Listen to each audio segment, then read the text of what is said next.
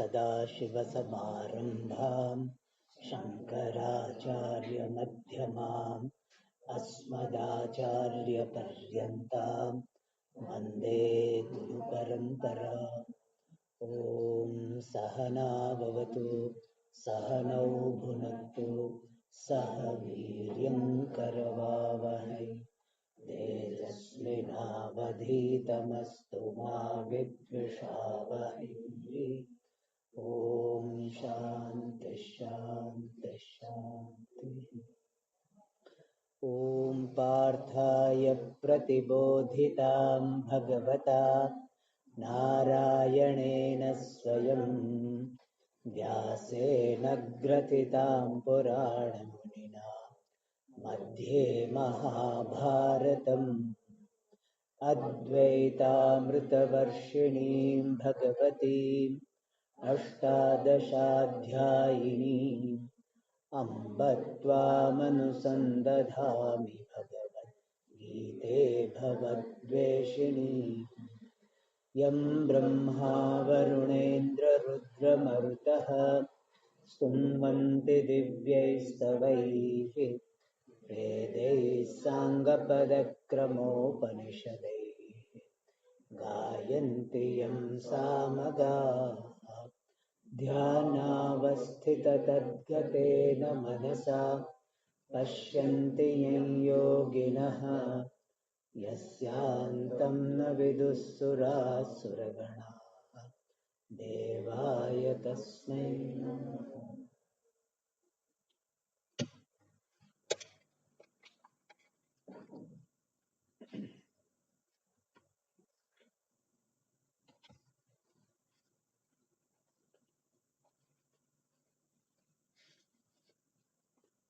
श्लोक नंबर 23। अथ सप्तमोऽध्यायः। श्रीभगवानुवाच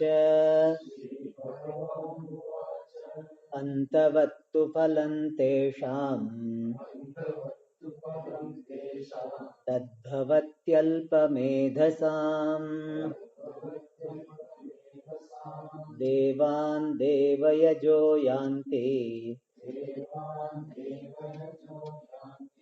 मद्भक्ता यान्ति मामपि अव्यक्तं व्यक्तिमापन्नम् मन्यन्ते मामबुद्धयः परं भावमजानन्तः ममाव्ययमनुत्तमम् नाहं प्रकाशः सर्वस्य योगमाया समावृतः मूढोऽयं नाभिजानाति लोको मामजमव्ययम्।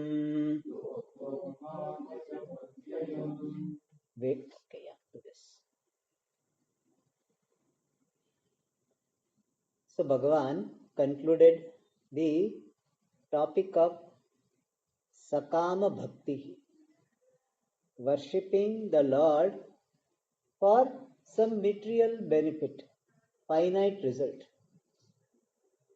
And Bhagavan says, if a person worships me with a finite desire, that is not going to be futile. Definitely it will give some result. That is why people are going to the temple, Tirtha Yatra, because it does give some result. And the result is given by Parameshwara only. Even if you worship Rama, Krishna, Shiva, Ganesha, Devi, whichever form you worship, the result is finally given by one and the same Lord. Like from wherever you get your pension, but finally it is given by this government of India. If you are a central government employee, finally it comes from their treasury. Similarly, Bhagavan, one Parameshwara, alone gives the result of your worship through different devatas.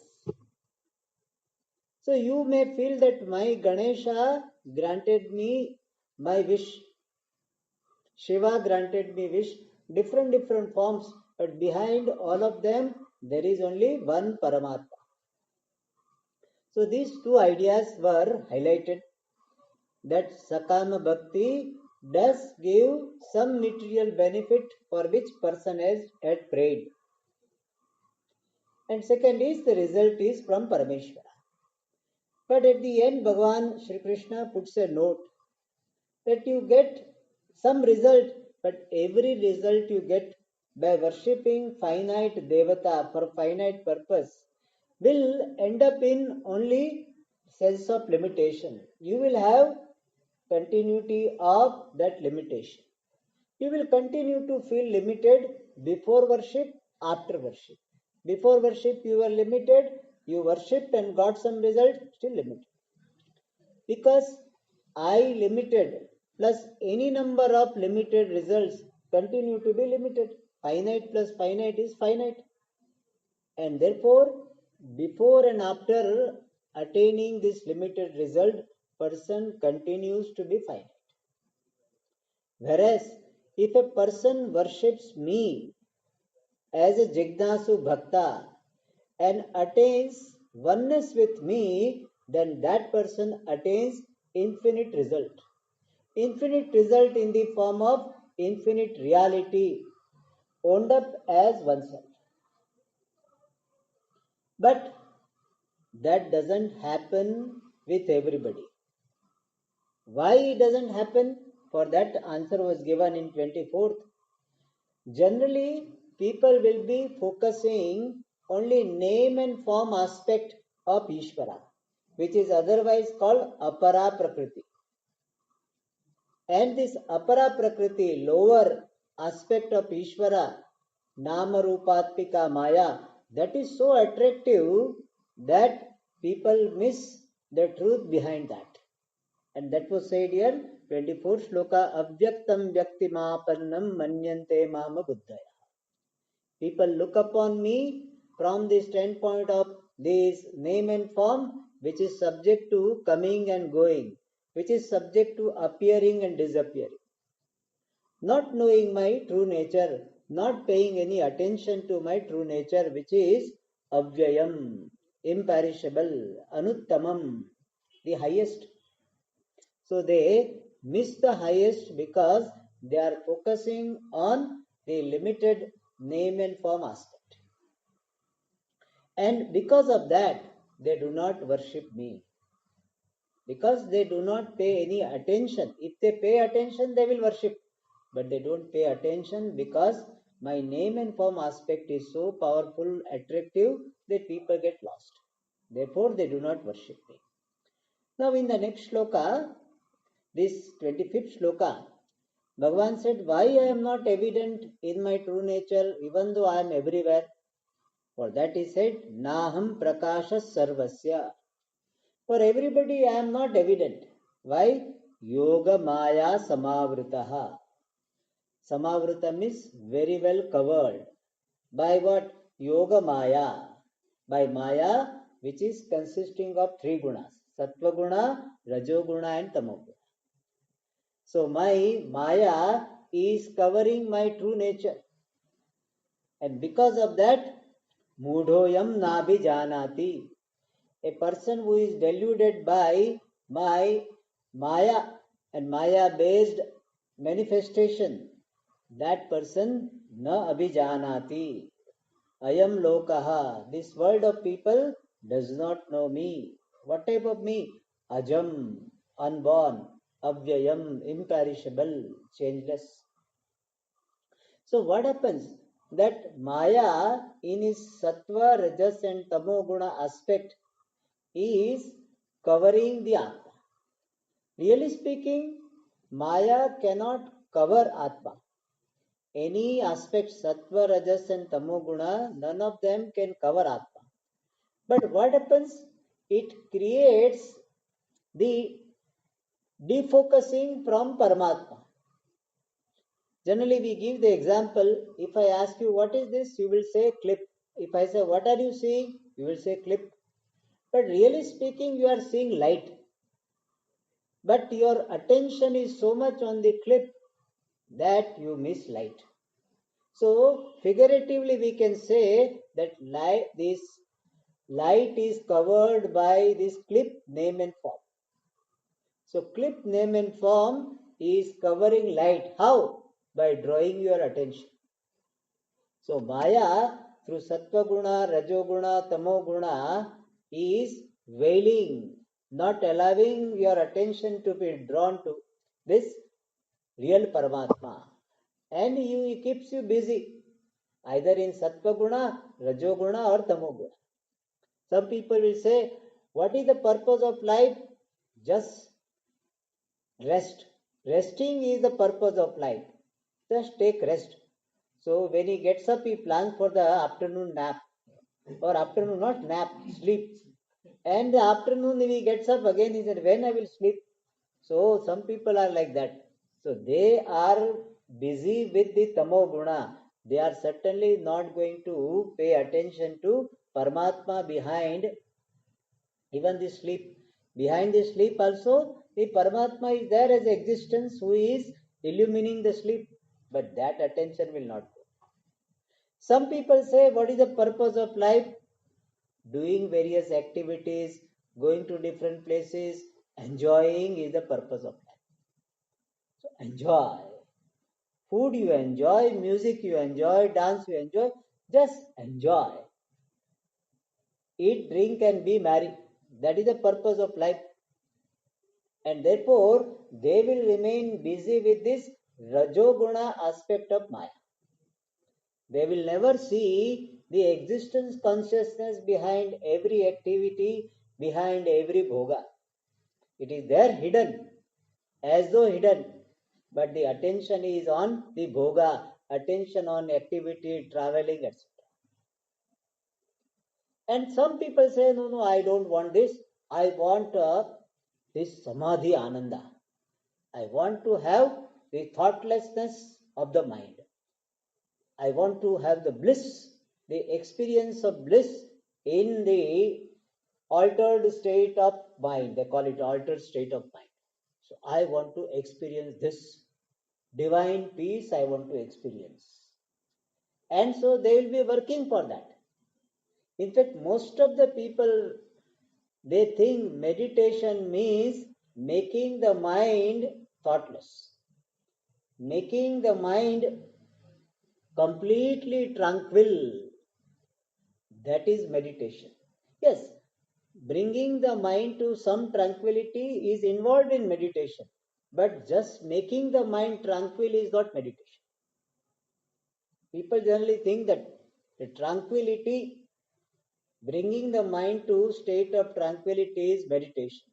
So they are what? They are deluded by the sattvic aspect of fire.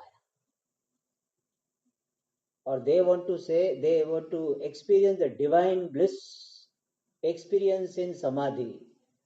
Very good thing. It's not a small aim, it's a very good goal. If somebody wants to do that, we encourage them, we help them. It's a nice thing. Instead of disturbing others, he is trying to bring tranquility to himself and others.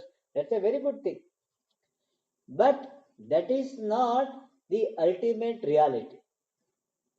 Paramatma is the truth of the silence and sound both. Noise and silence both. That part he will miss. He will be connecting Paramatma only with silence. Therefore, when he has got the tranquility of the mind, he will think, I am in touch with Paramatma. When he comes out of meditation and people disturb him by talking, etc., then he thinks that he is away from Paramatma. And thus, even Sattva Guna is covering Paramatma. So the obsession with particular state of mind, happy state or tranquil state, that also is the covering of Maya on Paramatma. Real Paramatma is the truth behind the silence and the disturbance of the mind. One who is aware of silence and disturbance of the mind, That is Paramatma. That will be missed by this Paramatma because of the obsession with the tranquil state of the mind. Tranquil state is good. Working for tranquility of the mind also is good. We are not dismissing that. It's a very good thing. That is required for good meditation. But that itself is not the ultimate meditation or ultimate reality. So people are yoga maya samavritaha. Sorry, Paramatma is yoga maya samavritaha. Therefore, people do not know this Paramatma. And what is the higher nature of Paramatma? Ajam avyayam. Is birthless, changeless. One who is not changing in disturbance and silence, that is Paramatma. The illuminator of disturbed mind and the silent mind is Paramatma. And that people do not know because they are either the enamored by the sattvic aspect, rajas aspect, or tamas aspect. And thus, people do not know my true nature, do not pay attention to my true nature, and therefore they do not worship me. They do not try to understand that Paramatma and discover oneness with Paramatma. So, the answer to the question that why Paramatma is not evident, because of which people do not worship, the answer is given Yoga Maya Samavrita. I am veiled by Maya. So some people say, Swamiji, then it is impossible because Bhagavan's Maya is all the time there. So we will never be able to do it. No, that is not the case. In fact, the whole sadhana is to slowly outgrow the obsession with all three gunas. So you are helped to outgrow this tamo guna obsession by making you active, and then by giving you the sadhana of this upasana, you are helped to outgrow this rajoguna, and then giving the sadhana of the jnana yoga, you are helped to outgrow this obsession with sattva. Therefore, we have sadhana for slowly, gradually outgrowing these gunas, three gunas of Maya. And finally, you understand that I am in and through all three gunas, but not limited to or identical with any one of these gunas. If somebody is sleeping, that also is manifestation of Paramatma with particular aspect of Maya. Somebody is highly active, that person also is manifestation of Paramatma with particular aspect of Maya. Covers are different. The truth behind every cover is the same. That is what is called Jnana Yoga, where you understand Paramatma to be in and through, but not limited to any one of these three aspects of Maya. And that is not understood, therefore people do not own up Paramatma as oneself. And now, one possible question is answered in the next shloka. What is that question? That Maya is like a screen, veil. So if veiling factor is not allowing people to appreciate Paramatma, then that veiling factor will affect Paramatma also, not allowing Paramatma to know anything. I gave the example in the last that if there is a veil between you and me, you cannot see me, similarly I also cannot see you. Any veiling factor will work both ways. So you do not see me, I also do not see you. So if Maya is veiling Paramatma and not allowing people to appreciate Paramatma, then Maya will not allow Paramatma to know anything in the world. Then how Paramatma is said to be Sarvajna, Sarva Prakashaka? That particular question is answered in the next shloka. Vedaham samatitani Vartamanani charjuna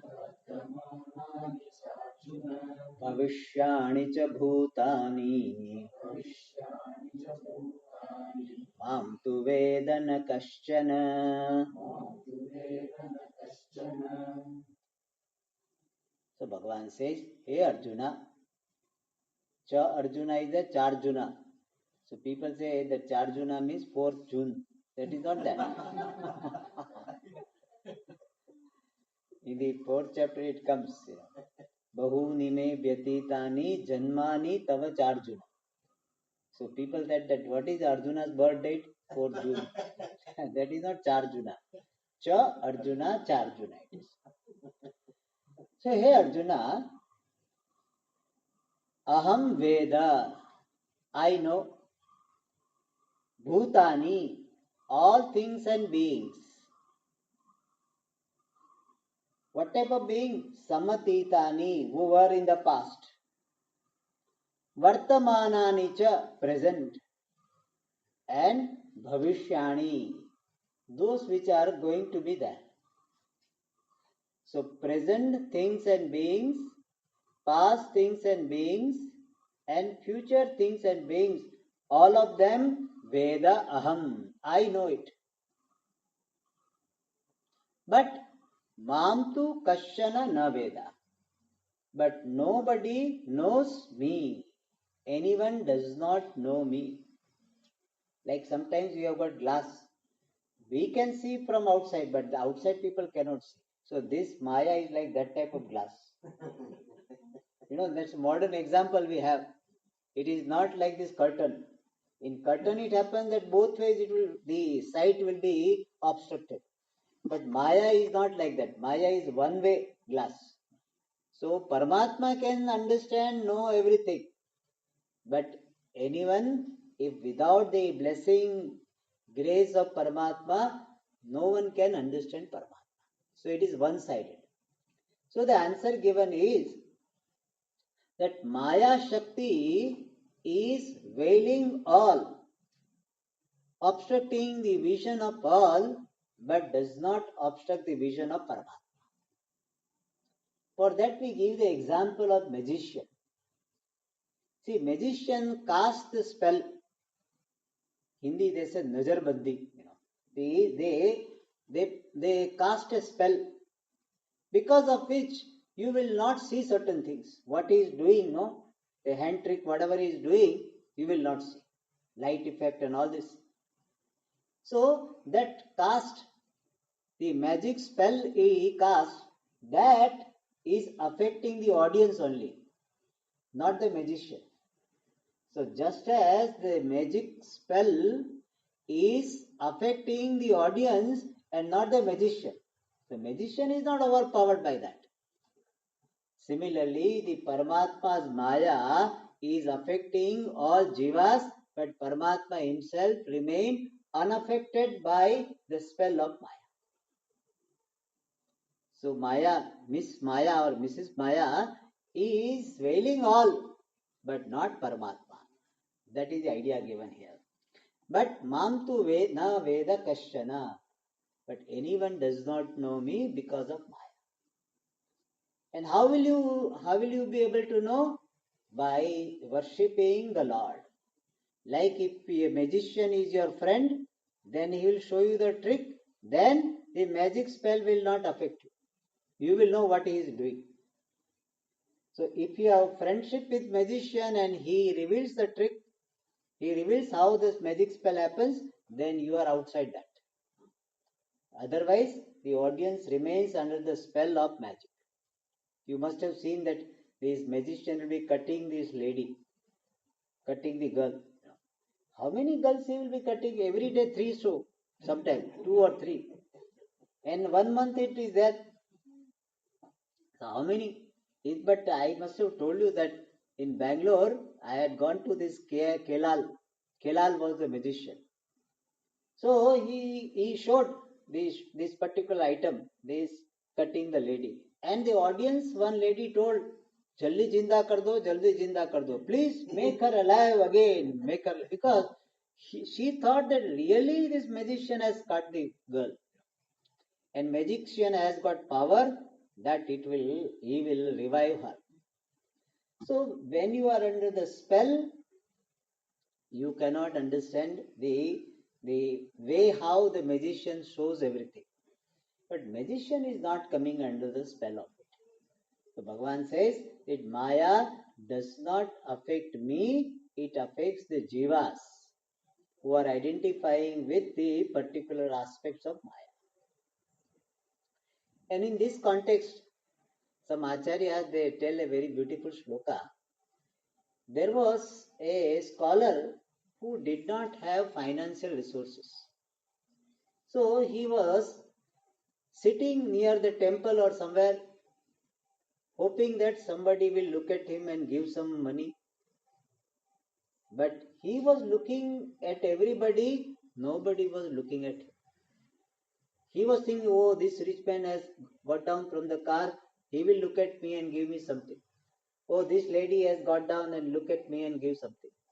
This person, even though middle class but looks religious, he will give me. So every time he is thinking that, oh, this person will give me, this person will give me. So he is looking at everybody, but nobody looks at him.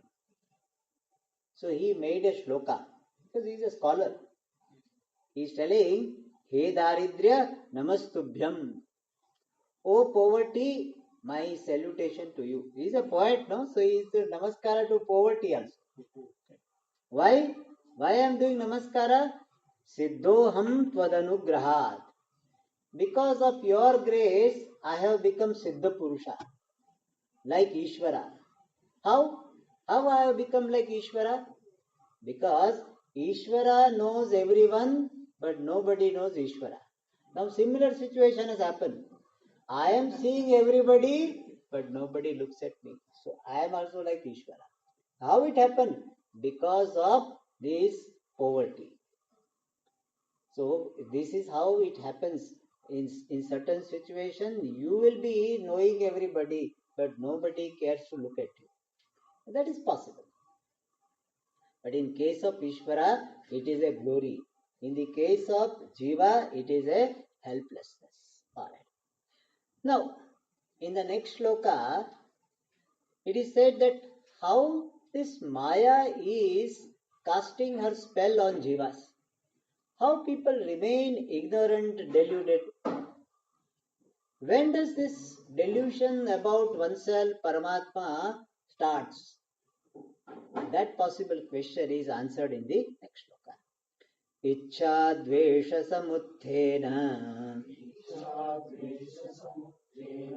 dvandvamohena bharata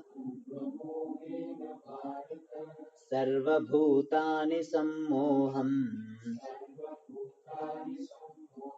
sarge yanti parantapa. So Bhagavan is addressing Arjuna, Bharata. Bharata has got two meanings. One meaning is one who is born in the family of Bharata. Bharata Vamsha Kulodbhavaha. Bharata Kulodbhavaha. One who is born in the family of Bharata is called Bharata. This is simple meaning. Another meaning is a very beautiful meaning which is applicable to the name of our country. That is Bha. Bha means Prakasha. And Prakasha is representative of knowledge. So Bha means light of knowledge. Rataha means happily engaged. So who is Bharata?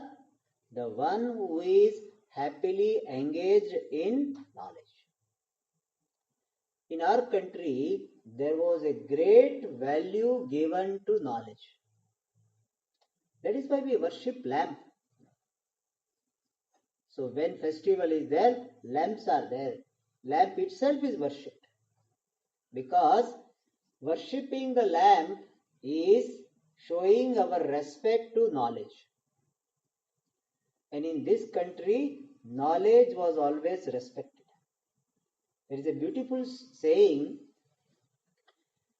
Swadeshe pujyate raja vidvan sarvatra pujyate. A king will be honored in his kingdom. When he goes out, there is nobody. The olden days king used to be there and they go to England, nobody cares to see them. They are just ordinary people. So, king, Swadeshe Pujyate Raja. The king is honored only in his kingdom, whereas Vidwan Sarvatra Pujyate. A person who is learned, wherever he goes, he will be honored. Maybe sometime it may take. Vidwan Sarvatra Pujyate. So there is a value for knowledge in our country. That is why people used to respect those who have learned Vedas. People will do namaskara because they have learned Vedas. And Vedas are the body of knowledge. So those people were respected not because as people they are great, but they are the carrier of representative of knowledge. But what happened afterwards? That community which was honored because of Vedas, they lost Vedas, but still they expected respect. So the very basis for respect is knowledge. The knowledge they lost, the Vedas they lost, but they say nowadays people don't respect us. We Brahmins are not respected. But do you have Vedas? The Vedas are not there. So basis for respect was Shastra, Vedas. And of course, sometimes even Vedas are there, they were not respected. That's a different thing. But idea is that knowledge is respectable in this country. This country is the country which is happily engaged in knowledge. Therefore, we had so much advancement in every discipline of knowledge. If you see music, if you see even this cooking, art of cooking, my God, I mean, in Sanskrit there are so many books. This item has got, this item is made this way and it has got this particular guna, this dosha, like that. Very good. All veg, non-veg, both. The items, when I see the dictionary, Sanskrit dictionary, we see this. So everything in this, every discipline, music, dance, we had sutras for that. So their value is for knowledge, knowing the truth. And therefore the country is called Bharata. It is nice to remember that Bharata has got very beautiful meaning. The meaning is the country, people are committed to knowledge happily. The Rata Shabda has got that meaning. Rata is from Ram Dhatu, which says to revel. The country which is reveling in knowledge, that is called Bharata. Alright. And that idea doesn't come when we say India. From India, we don't get this idea. But what to do now if we call Bharata, some people may not understand. In fact, they may oppose also. So we say India, okay. But Bharata is having a very beautiful meaning. Alright. So Arjuna is addressed, Hey Bharata. Question was that when does this delusion start? Bhagavan says, no question of starting. Sarva Bhutani, all living beings, Sammoham Yanti, second line. They attain Sammoha, complete delusion about oneself, Ishvara, and the world. Sammoham Yanti. When? Sarge, at the time of birth itself. At the time of birth itself, people are deluded. In other words, people are born deluded. It is not that they become deluded, they are born deluded. And that is in a way it is a matter of some consolation, because we don't blame ourselves to be born ignorant. Ignorant is your what is called capital. You are born with ignorance. But why this ignorance and ignorance born conclusions continue every janma? Ignorance is beginningless. Ignorance born conclusions are so beginningless. But why there is a perpetuation of ignorance? That is being explained by Bhagavan saying, Ichha dvesha samuthena dvandva mohena. Bhagavan says every jiva has got Raga and Dvesha. Ichha means Raga, Dvesha means hatred. We have got likes and dislikes. We like certain things, we dislike certain things. And because of that, Ichha, Dvesha, Samutha. Samutha means born. Because of this, Raga and Dvesha, there is a Dvandva Moha. Dvandva Moha means delusion of duality. Delusion of duality means what? We divide the entire world into favorable and unfavorable. Not only objects, even people. These people are favorable to me, these people are unfavorable to me. This star is favorable to me, charming this graha is favorable to me and this is unfavorable to me. Day is favorable to me, night is not favorable. So because very cold and the day is favorable to me. See, winter is favorable, summer is not favorable. Like that whole world we divide favorable, unfavorable. Even Bhagavad Gita, Swamiji, 12th chapter is favorable to me, 11th chapter is not favorable to me. Everywhere Raga Dvesha. Raga Dvesha. Food also favorable, unfavorable. So the whole world is divided into favorable and unfavorable. And it doesn't stop there. When I find that certain things are favorable, what will happen? I will go after that. And when there is a possibility of getting something unfavorable, I will try to run away from that. Therefore, what happens? Because of this Dvandva Moha, I remain busy fixing the world. Today this problem is there, today that problem is there, today I have to get this favorable thing, that favorable thing, and because of that, person remains busy. Busy with what? Fixing the world, getting favorable and avoiding unfavorable.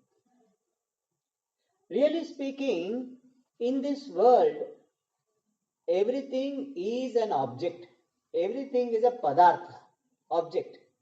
We make it favorable and unfavorable based on our likes and dislikes. Tell me one item in eatable items, one item which is favorable to everybody. Is there any item? Is there any item? I used to think chocolate everybody likes, but it is not so. There are people who don't like chocolates. I used to think because I like chocolate, so I used to think everybody would like chocolate. There are people who don't like chocolate. In Bangalore, one lady was there. And afterwards also some people said, I don't like chocolate. Ice cream? I think everybody would like ice cream. Three things I used to say that chocolate, ice cream and stories. These three things everybody likes. But not so. There are people who cannot take ice cream. There are people who don't like story. They like always serious thoughts. Swami, don't tell stories. Serious, simple, plain material you give. Stories they don't like. So in this world, there is no absolute favorable or unfavorable. Tell me one thing. One person is favorable to everybody. Is there? Narendra Modi favorable to everybody? No. Narendra Modi says, he said, my health is good because every day I am eating 2 kg gali. Gali means abusive words. Therefore, my health is good. So, nobody, even Bhagavan Rama was not favorable to everybody. There was Ravana, there was that washerman. If you know the story of Ramayana, there was a washerman who was criticizing Rama, telling his wife, I am not like Rama. So, like that. So, there is no person. Krishna, was he favorable to everybody? No, Duryodhana wanted to kill him, tie him. Therefore, there is no favorable person, favorable object, favorable time. You tell me which time of the day is the most favorable to everybody. Some of you like the morning because morning is very good for meditation, etc. But some people, morning is a nightmare. Why? Because they have to get up. So they wish that, I wish that morning doesn't come. The night alone continues. There are people. Therefore, there is no really speaking favorable and unfavorable. How favorable, unfavorable categorization comes? Because of likes and dislikes. The people who like the class, for them, class is favorable, they wish that class should continue. People who do not like, what they will think, when Swami will conclude. So, for the second category of people, we are concluding the class.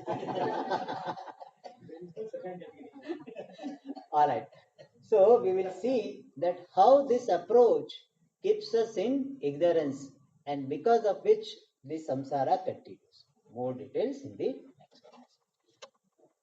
Om Purnamada Purnamidam Purnat Purnamudachyate Purnasya Purnamadaya Purnameva Shishyate Om Shanti Shanti Shanti Hari Om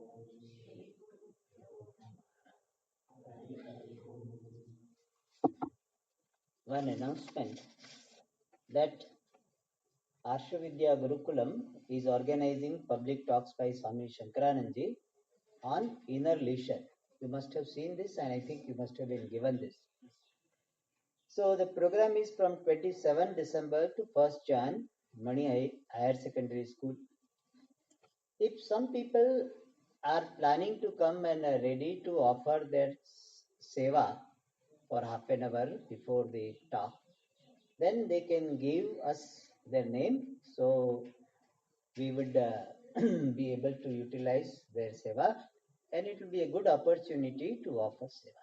So please let us know whether you are able to come and you are able to offer your seva. All